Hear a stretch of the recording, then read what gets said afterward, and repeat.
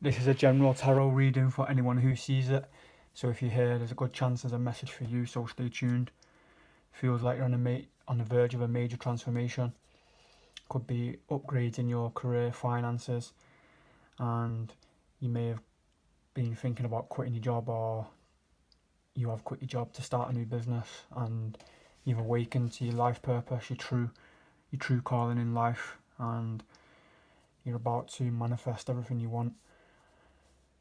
But it comes with the Ace of Wands reversed, which is suggesting a need to act in alignment with your highest values, and not just your highest values, the, the highest values of your highest self, like the highest principles in life, to align with your energy, with source energy, so you can manifest it at a higher degree. There's a quote from professional astrologer Lynette Duncan. She says, "Every choice we make in line with the higher self, every consequence that follows is also of the highest nature." And that works both ways. If we make choices on a lower octave, so to speak, in astrological terms, which higher octave and lower octave basically just means what it says really, like higher choices, lower choices, higher self, lower self. If you make choices on a lower degree, you're going to experience circumstances and attract things to you of a similar nature. So it's important to remember to continue to act in alignment with these highest values, because that's where success will progress at a faster rate. That's where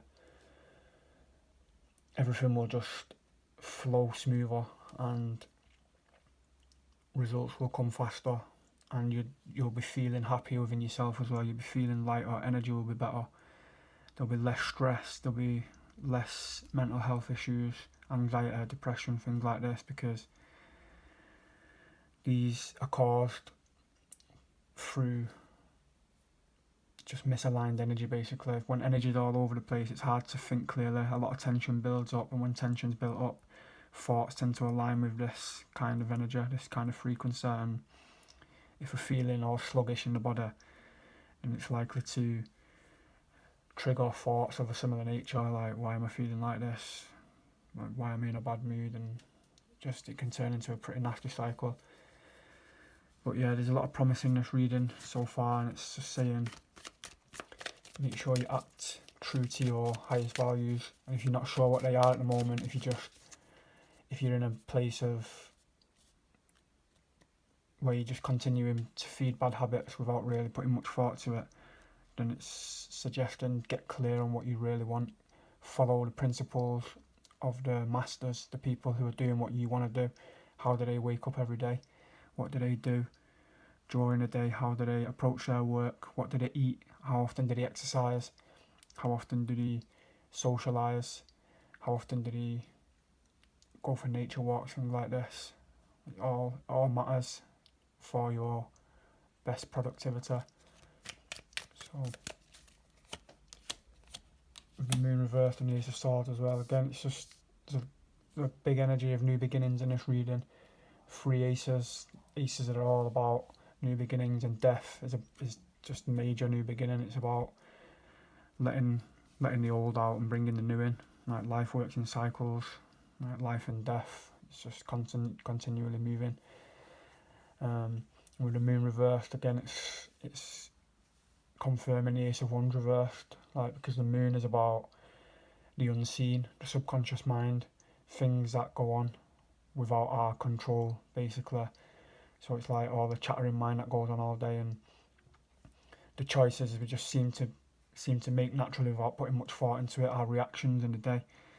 And the ace of swords is about mental clarity and thinking on a good level. So it's like it's suggesting train your subconscious mind basically with these good choices, building the right habits, building the right routines.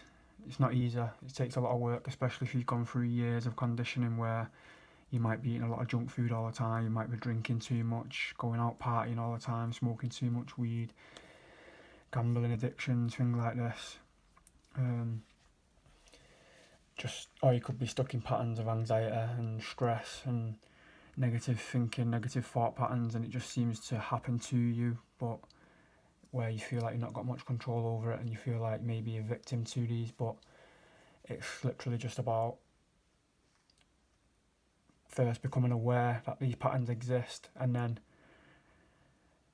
setting an intention to change it. Like, how, if you're feeling anxious, for example, or if you're feeling depressed or stressed all the time, it's like, why am I feeling stressed? And then like sitting with yourself in stillness, free from distractions, away from the noise of life, and observing the thoughts that go on in your mind. Like, why are these thoughts here? What are my triggers? What am I reacting to? Why am I reacting in this way? Once you realise how you are reacting and what thoughts are driving that and how you're feeling in your body, then you can begin to see what you don't want and start to focus on what you do want.